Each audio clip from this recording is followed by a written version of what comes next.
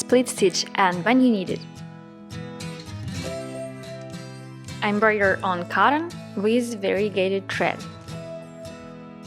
threading all 6 strands and make a knot on the end. How to make split stitch?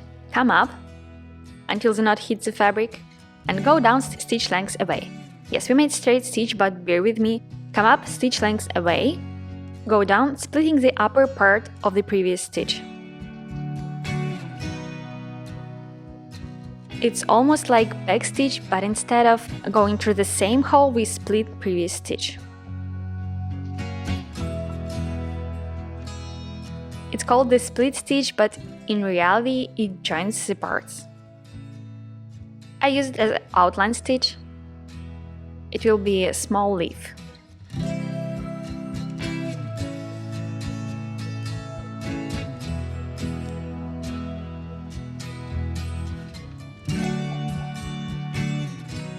But how to fill this leaf?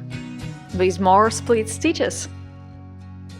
I use 3 strands of green variegated thread. And yes, sometimes it's hard to poke in the right spot.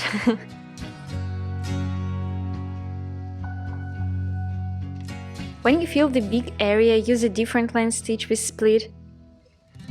I have a tutorial about it, gonna leave the link. For the small areas, usual split stitch works great.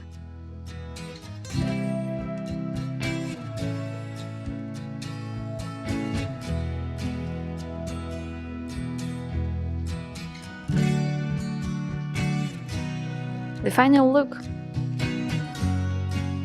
It's textured and unlike the satin stitch, it behaves well embroidered on clothes. More examples of use. Fur on this beautiful tiger, made with split stitch. Snake plant and hair on the girl and plants embroidery. Some buildings, filling of small shapes, and filling of wavy shapes on Copenhagen embroidery. Same for the Oslo embroidery.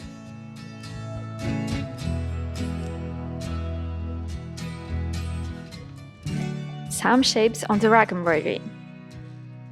Parts of sweater and background on their girl and plants embroidery. Filling for the denim jacket embroidery and Notre Dame Cathedral embroidery.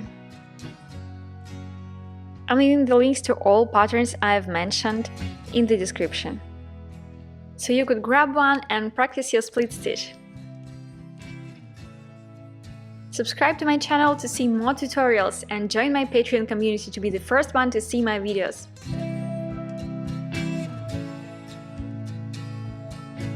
Thank you for watching and see you in the next video.